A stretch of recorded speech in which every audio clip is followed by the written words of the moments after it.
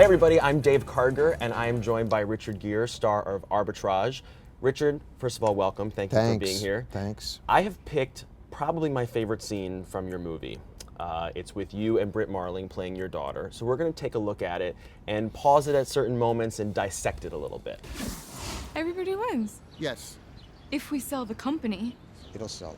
If I lie for you. You don't have to lie. You didn't know about it. That's why I didn't tell you. I'm the chief investment officer of this company. What do you think they're going to say at the deposition? She didn't know. It's a very well constructed scene, and it's kind of invisible how it's done. You see me have to gather myself and try another approach with her to maintain control. They'll take away my brokerage license, failure to supervise you, my name in every paper and blog while I visit your ass in jail. Did you want me to let our investors go bankrupt?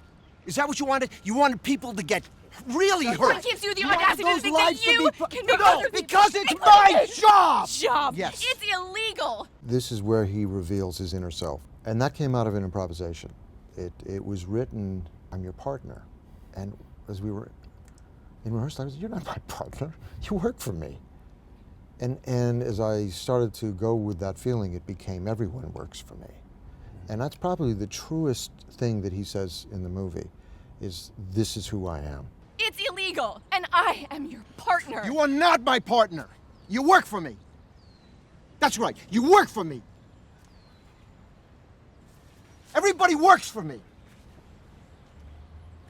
Please, please. Were you able to be relaxed when you shot this, or were you tensed up because of the subject matter?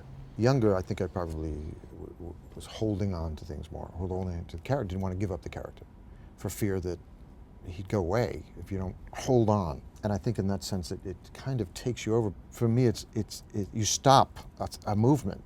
All of life changes constantly, and characters change. You can't hold them.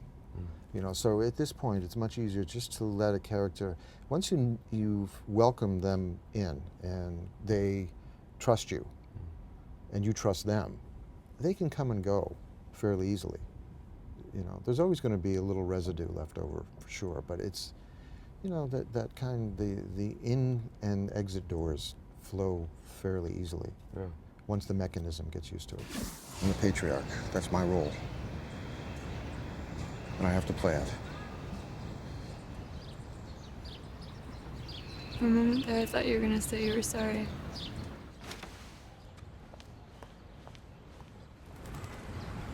Sorry.